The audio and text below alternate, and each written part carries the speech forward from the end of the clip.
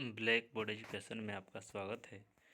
यह video thermodynamics का last video होगा जिसमें हम थर्मोडायनेमिक्स के सेकेंड लॉ के बारे में पढ़ेंगे।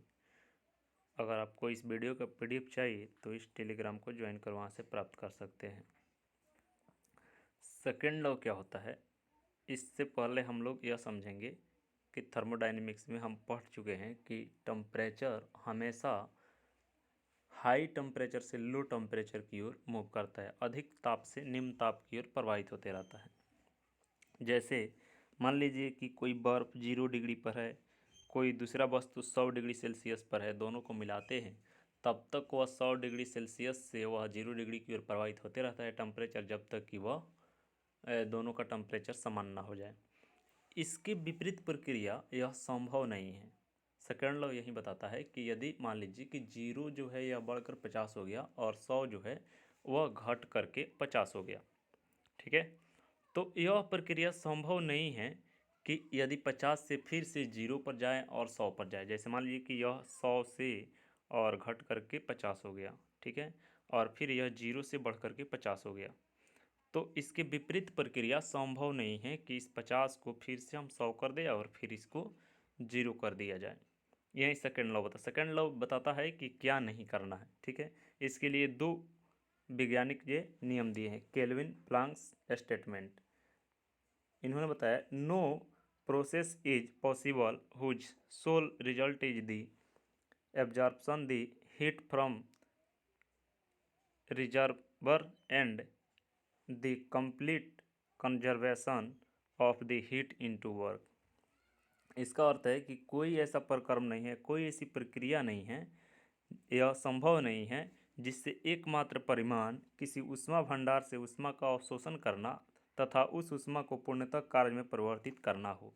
जैसे हीट इंजन के बारे में बताया गया था कि एक यहाँ वर्कर होता है और फिर यहाँ पर जो सोर्स और सिंक होता है, ठीक है, तो सोर्स से सिंक की ओर कार्य होते द्वारा चला जाता है। तो यह कोई भी प्रक्रिया नहीं है जिससे कि हीट को हम पूर्णतः वर्क में चेंज कर दे या पूर्णतः जो है इसको इसमें चेंज कर दे, कुछ ना कुछ वर्क का, और मतलब वह चेंज होते रहता है, टोटल को जो है हम अलग अलग नहीं कर सकते हैं।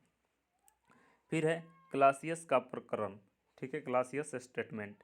इसमें बताता है कि no process the possible whose sole result the transfer of heat from colder object to hotter object. इसका अर्थ है कोई भी ऐसा प्रक्रम संभव नहीं है जिसका एकमात्र परिमाण किसी ठंडे पिंड से किसी गर्म पिंड में ऊष्मा का स्थानांतरण हो सके।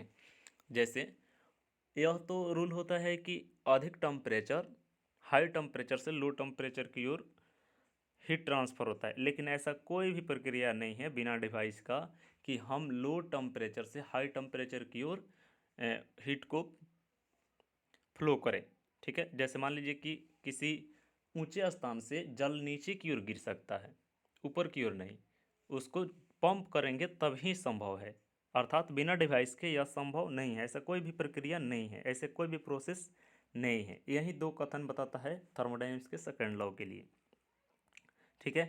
अब इससे कुछ क्वेश्चन देख लेते हैं।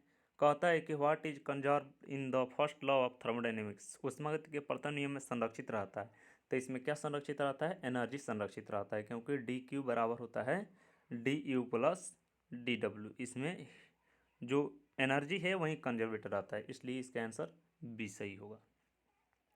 दूसरा क्वेश्चन कह रहा है in which thermodynamics process is there no flow of heat between the system and the surrounding. ऐसा कौन सी प्रक्रिया है जिसमें सिस्टम और परिवेश के बीच ऊष्मा का प्रवाह नहीं होता है, तो एडियाबैटिक चेंज में होता है। रुद्रोष्म परिवर्तन या स्थिरोष्म, यही हो जाएगा इसका आंसर, एडियाबैटिक चेंज होगा। फिर उसके बाद कह रहा है कि what is the source temperature of the Carnot engine in kelvin required to get 70% efficiency give sink temperature 27 degree Celsius. Sink का टेम्परेचर दे दिया है, अब आपको बताना है, ऑप्शन दे दिया है यहाँ पर। अब इसको बनाएंगे कैसे, तो सिंक का टेम्परेचर दिया है, सबसे पहले गिवन लिख देंगे। तो सिंक का टेम्परेचर दे दिया है 27 डिग्री सेल्सियस, इसको केल्विन में चेंज कर लेंगे, 273 जोड़ देंगे 300 केल्विन हो जाएगा। अब एन नीटा का मान दे दिया है 70% का, इसको सही से बनाएंगे तो हो जाएगा 0.7। अब एन का मान है एक, एन बराबर होता है 1 minus T C minus T H, T1 बटा T2 होता है। तो नीटा का मान दे दिया है 0.7, एक को एक लिखेंगे। यहाँ पर टी सी का मान जो है 300 केल्विन दे दिया है, तो टी एच का मान निकालेंगे। टी एच का मान निकलेगा तो हो जाएगा 1000, इसलिए इसका आंसर हो जाएगा 1000। आंसर यही आंसर सही होगा। ठीक है, थैंक यू। अब इसके बाद वाले वीडियो में हम लोग पढ़ेंगे अगला चैप्टर जो है गैसों के kinetic theory of gases chapter है, उसको पढ़ेंगे। यहाँ पर थर्मोडायनेमिक्स समाप्त होता है।